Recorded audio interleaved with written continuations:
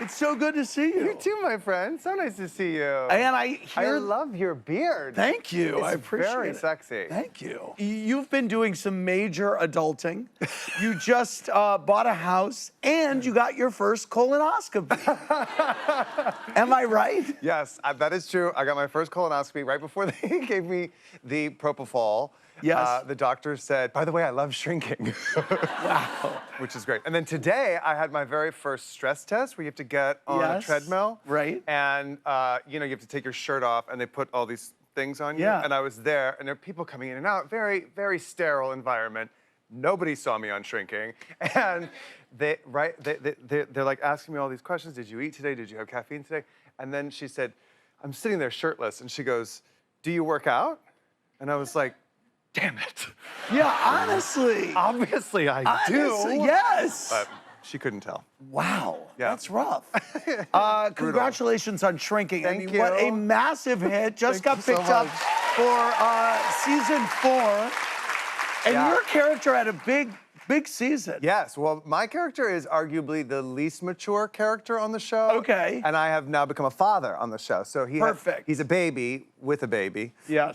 And I spent a lot of time in season 3 acting with a baby. Yes. And I'm not a parent. Yes. So I'm an uncle. So I have, you know, they hand me the baby, and when the baby starts crying, I hand it back. Well, that's actually kind of optimal. Yeah, fantastic. But Here. acting with the baby is even better because when the baby starts crying, you hand it back and they leave. Right. And then come back with a brand new baby. That's amazing. that's not crying. Amazing. So yes. I loved acting with them. They say not to, but I actually quite liked acting with them. Talk to me about acting with Harrison Ford. The best. Yeah. Yeah. He's awesome. He loves work. He loves to act. He loves to make people laugh. He loves the crew. Were you a Star Wars fan? Oh yeah. I mean, so Huge. when you're sitting there acting, I mean, are you ever like? Sure. Oh yeah. Yeah. Sure. You're like, and you don't want to be that guy that's like, tell me about the planet Hoth. You know, Yeah, right. even though I could ask very specific questions. Yes. Like that. Yeah. You don't want to be that guy. So I usually try to like, my gateway is usually like Working Girl. Let's talk about Working Girl. Oh, right. Or Okay. you know, like one of his lesser iconic films. Although that is very iconic. I was gonna say. It is, Yes. It's gay canon. Yeah, it is. Yes. But he loves the crew. He loves, you know, he has a relationship with everyone on set. And, Yeah. And he's always trying to make everybody laugh. And Yeah.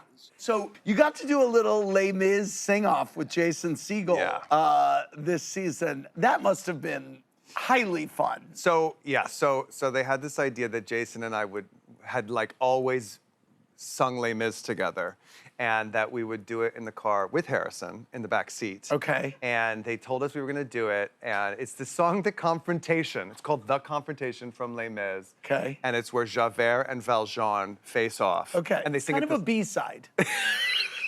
It might be, yeah, it might be. Some might skip it. Okay. But I don't think you should. No.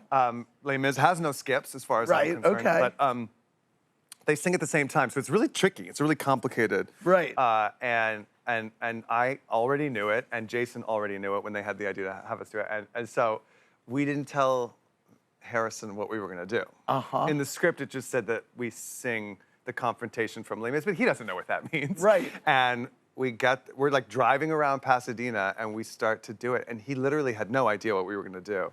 And you could see in like all of his reactions are completely genuine. That's great. He's like confused, he's touched, he's delighted, he's afraid. Right. As one might be. As one I might love be. it that Jason Segel already knew the song too. Yeah. I mean, that's kind of amazing. I know. We were talking about being intimidated working with Harrison Ford. Yeah.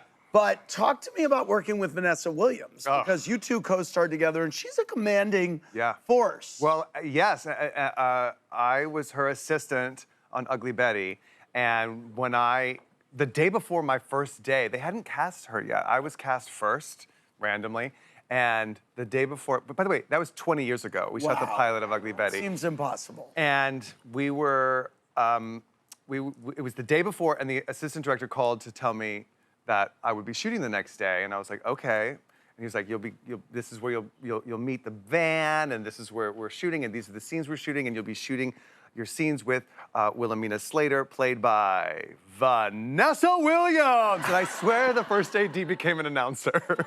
Like, for a second, all of a sudden, he was introducing her on the Kelly Clarkson Show. Like, yes. And I was like, what? Who? Yeah, with who? And I had no idea I'd be working with her. And it's like hours away. And I was so nervous and of course, I knew her music and I had seen her in movies and stuff, but I didn't know what she was like. And from the moment we started working together, she was the greatest. Yeah. What did you learn from her? Oh, I look back on it. I learned how to walk a red carpet. Okay. I learned how to take a photo. Really? I learned about How did she teach you how to take a photo? Well, it was always like the side. Okay. You know, make sure you give side. Okay. And there's sometimes Is there like a shrug? She does like that there's you like a do? this thing that she does. Okay. That's really amazing. Okay. It just like makes you seem like you're nothing. Right. You know? Okay.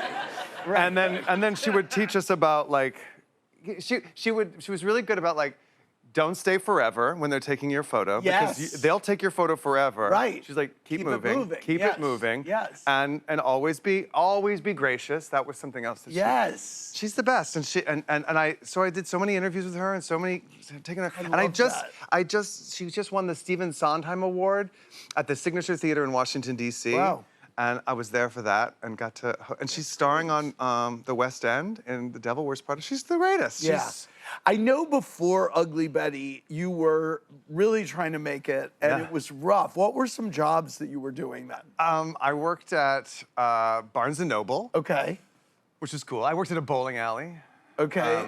What did you do at the bowling alley? I was a party host, so whenever they would have birthday parties for the little kids, wow. I would, which is basically one step above clown. Yes. And Now I understand why you don't have kids now. Yeah. But the coolest part about working at a bowling alley is if the ball didn't make it all the way or got stuck somehow, Yes. or if like a pin didn't get swept up, they call that a dead ball or a dead wood. Okay.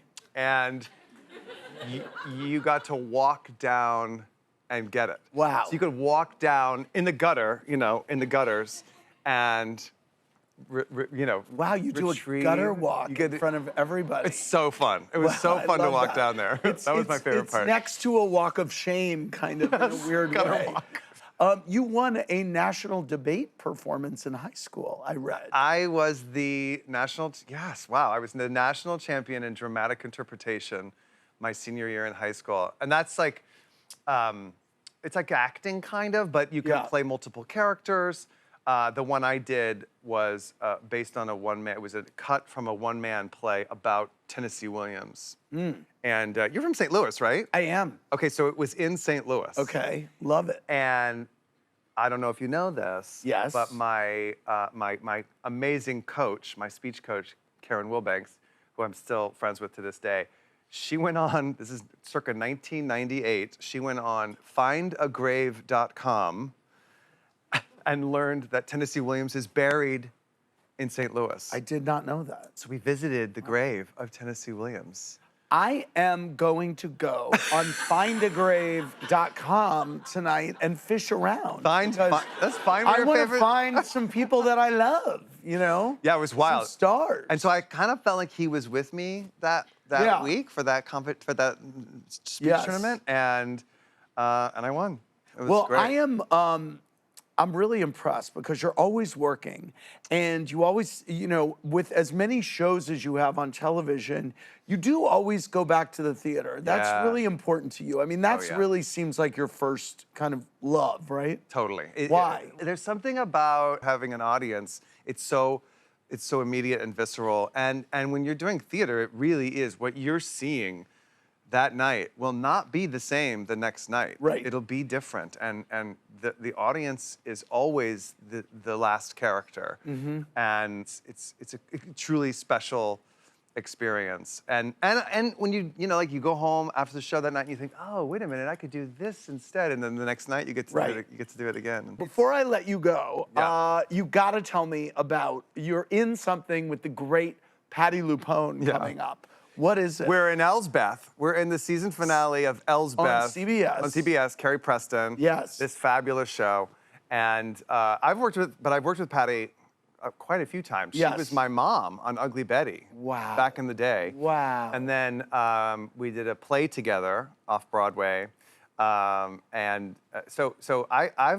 a lucky actor. I've gotten to work with Patti many times. Yes. The play I was in, do you remember hearing about Patti LuPone snatching a cell phone out of an audience Yes, member? you were in that play. That Were was you the one. on stage I was when she literally did that? there Come on. when it happened. No. I watched her.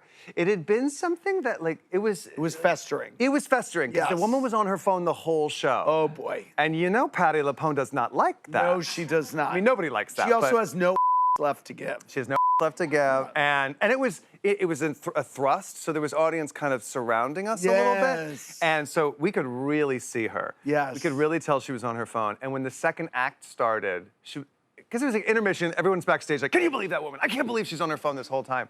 And Act 2 started, and there she was, still on her phone.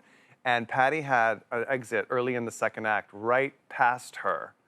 And I watched it. I watched her go, and I watched her mind sort of change Oh, and boy. channel in. Oh, boy. And she reached over, and it wasn't like she went, book. She like grabbed it and like she made sure she left with that phone. Theater history, It's the everyone. best. We got to take a short break. The third season of Micheal's show, Shrinking, is out now. Watch it on Apple TV.